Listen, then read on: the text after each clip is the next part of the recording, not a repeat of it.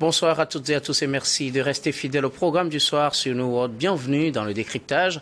Pour commencer ce programme du soir, et c'est toujours avec notre éditorialiste, Mamadou Diouf. Bonsoir Mamadou Diouf et bienvenue. Merci, bonsoir Guillaume. Avec vous aujourd'hui, nous parlons de la Mauritanie, l'ancien président Mohamed Ould Abdelaziz, condamné à 5 ans de prison ferme. Il faut dire que l'ancien président mauritanien en face à la justice depuis janvier 2023 dans un procès où il pèse contre lui plusieurs accusations. Le procès a connu son épilogue ce 5 décembre avec le verdict après le réquisitoire demandant 20 ans de prison retenu contre lui. Il sera finalement condamné à 5 ans de prison. Il était retenu contre lui des accusations d'enrichissement illicite, d'abus de fonction, de trafic d'influence ou de blanchiment. La Cour en a finalement retenu contre lui que l'enrichissement et le blanchiment d'argent. Il est condamné donc à 5 ans de prison, une première en Mauritanie. Tout à fait, une première en Mauritanie, mais très certainement aussi une première en Afrique. Oui. Puisque généralement, quand on regarde les chefs d'État qui ont été jugés, comme Dadis qui est en train d'être jugé en Guinée actuellement, le président Sierra Leone, souvent c'est plutôt pour des crimes de sang. Ça a été le cas également avec l'ex-président Hissène Habré. Cette fois-ci, vous avez un président qui a eu 2 mandats. Oui. Il faut d'ailleurs rappeler qu'il est venu au pouvoir par un coup d'État d'abord en 2008, avant de gagner des élections en 2009 et de gagner une deuxième fois les élections. Cette fois-ci, il s'agit de dire au président de la République, et c'est ce qu'il y a de plus normal dans une république et dans une démocratie, de rendre compte. Puisqu'on nous dit tout le temps que le président doit déclarer ses biens quand il prend ses pouvoirs, mais il doit déclarer ses biens également quand il finit avec le pouvoir. Et on doit pouvoir regarder pour savoir est-ce que l'augmentation des biens est conforme aux moyens qui avaient été mis à sa disposition. Et quand on parle d'enrichissement illicite, c'est cela. Il y a des biens qui sont là, qui ont augmenté et qui ne peuvent pas être expliqués par ses revenus en tant que président de la République. Et la Mauritanie, comme une bonne partie de nos pays, mais quand on est président de la République, on ne peut pas en même temps être commerçant. On ne peut pas en même temps être opérateur économique. D'ailleurs, même on l'interdit aux fonctionnaires ordinaires, à plus forte raison aux premiers des fonctionnaires du pays. Mais en ce moment, quand il y a une certaine augmentation de revenus, il est normal qu'on demande au président de la République de justifier l'origine de ses biens. Mais c'est ça une république. J'espère que le cas mauritanien va pouvoir faire tache d'huile et servir d'exemple, bien que souvent on dit qu'il ne faut pas le faire parce que c'est ça qui fait que les gens ne veulent pas quitter le pouvoir. Ils vont avoir peur d'être poursuivis derrière eux. Mais quoi qu'il en soit, il faut bien que les gens quittent le pouvoir. Ce n'est pas la maison de quelqu'un, c'est la maison du peuple. Et le peuple y installe qui il veut. Alors, que reproche-t-on exactement au président Mohamed Ould Abdelaziz, puisqu'il est accusé avec 10 autres personnes, 2 anciens premiers ministres, d'anciens ministres et des hommes d'affaires? Que lui reproche-t-on exactement? Au départ du procès, on lui reprochait plein de choses. Mais comme vous l'avez dit, finalement, c'est le blanchiment d'argent qui a été reconnu et l'enrichissement illicite. Les abus de pouvoir, le trafic d'influence. Et même ça, les gens se posent des questions puisque le procureur avait demandé 20 ans en tenant compte de l'ensemble de ces éléments. Les 5 ans s'expliquent par le fait que le juge a écarté certaines accusations. Pour quelles raisons, je ne sais pas trop, je n'ai pas le dossier devant moi. Mais ce qui est sûr, c'est que dans les témoignages, il y avait des choses troublantes. Quand quelqu'un dit « il m'a remis 7,1 milliards », d'ancien Ouguiya, la monnaie mauritanienne, qui fait à peu près 18,7 millions d'euros. Et qu'avec cet argent, on a mis en place, une partie de l'argent, on a mis en place une clinique privée. Vous voyez le problème que ça pose? Pas pour l'État. Voilà, une clinique privée. Mais ça pose un problème. Et quand on parle de blanchiment, c'est ça. La clinique va se mettre à produire de l'argent, qui va être de l'argent, entre guillemets, blanchi, pour ne pas dire légal, alors qu'à la base, l'argent qui a permis de mettre en place cette clinique n'était pas de l'argent propre. C'était de l'argent sale. Et c'est pourquoi on parle de blanchiment, pour que l'argent puisse être de l'argent acceptable. Il y a un autre qui dit, il m'a donné ordre de mettre un terrain à la disposition d'eux. Parce que c'était ça les témoignages pendant le procès, puisque les gens ont suivi le procès. Mais pour un président de la République, cela pose un énorme problème.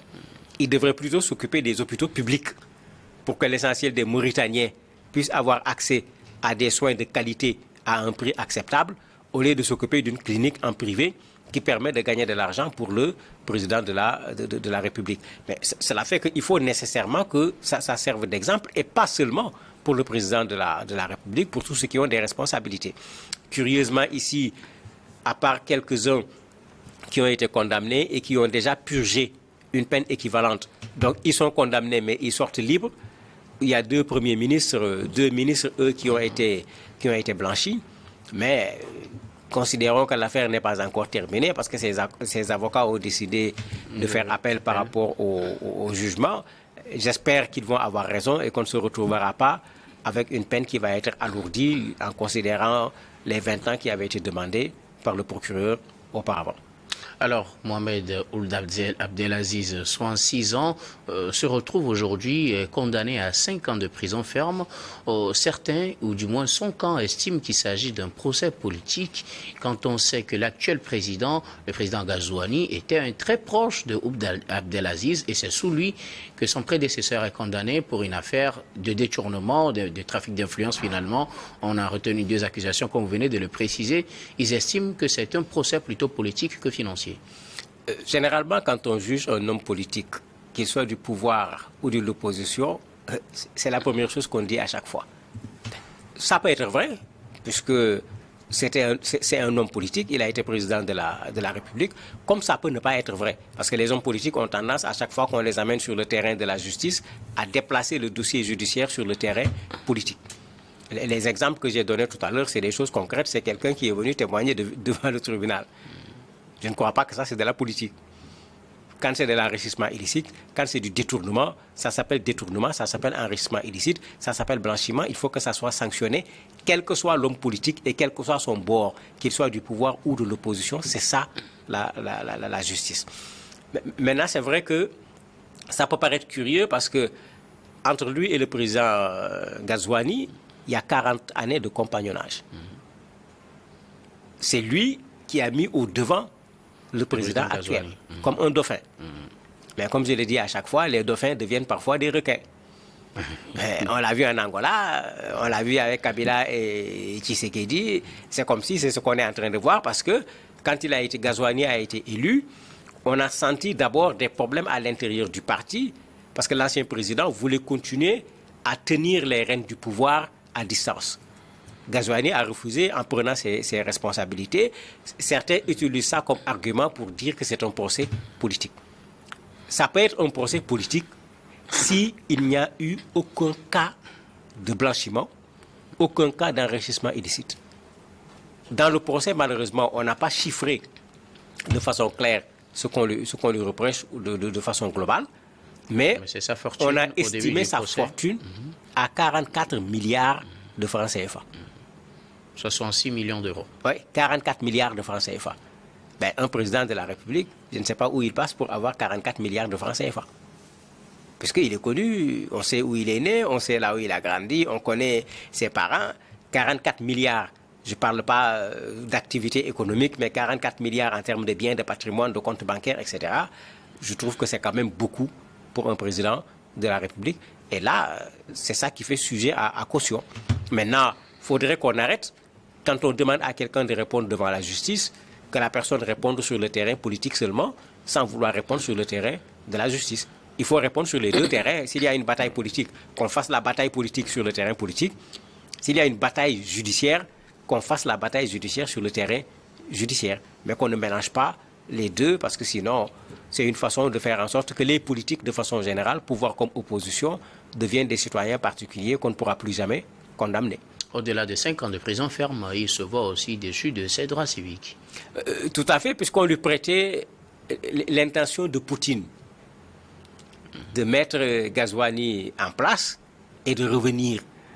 D'ailleurs, la brouille a commencé dans le parti où Il a voulu garder ses hommes, il a voulu continuer à donner des ordres, on l'a écarté sur le plan politique. Il n'a pas pu avoir ce que Poutine a eu avec Medvedev, qui a accepté d'être Premier ministre le temps qu'il revienne pour être candidat et être à nouveau président de la République. Parfois, c'est l'interprétation que les gens donnent. Bon, ces genres d'accords, généralement, malheureusement, on n'est jamais témoin pour savoir qu'est-ce qui est vrai dedans, qu'est-ce qui n'est pas vrai, mais les gens en parlent. Maintenant, qu'est-ce qu'on fait en Afrique? Quelqu'un qui a été président de la République, qui a obtenu 2 mandats, est-ce qu'il doit retourner dans le champ politique ou bien il doit se mettre dans l'esprit, après avoir été président de la République, de servir la nation de façon globale, comme il l'a fait quand il était président de tous les citoyens de son pays, au lieu de retourner dans un camp qui est un parti. Mais pourtant, c'est ce qu'on voit. C'est ce que M. Abdoulaye Wade a fait quand il a quitté le pouvoir au Sénégal.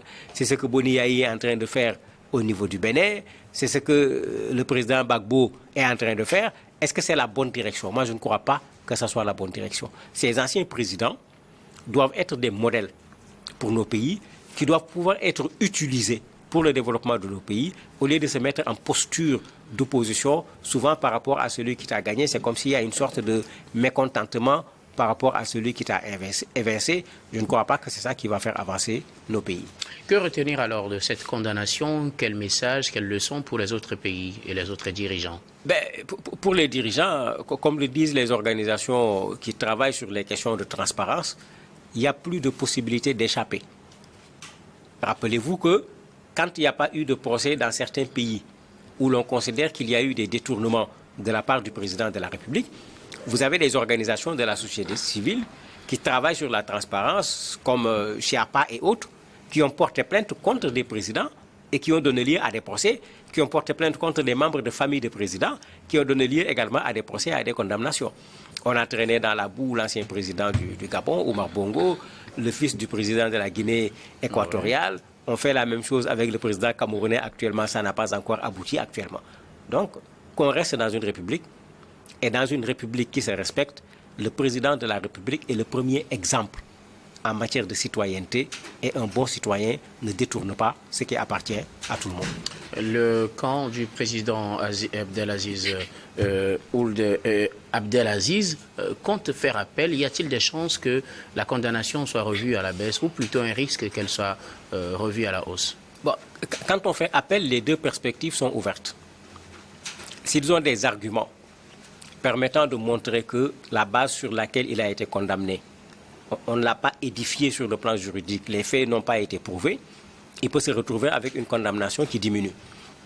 Mais si, en retour, ou bien au contraire, le procès qui va venir, on démontre plutôt sa responsabilité, il peut se retrouver avec une aggravation du nombre d'années de prison et peut-être même de ce qu'il va devoir rembourser.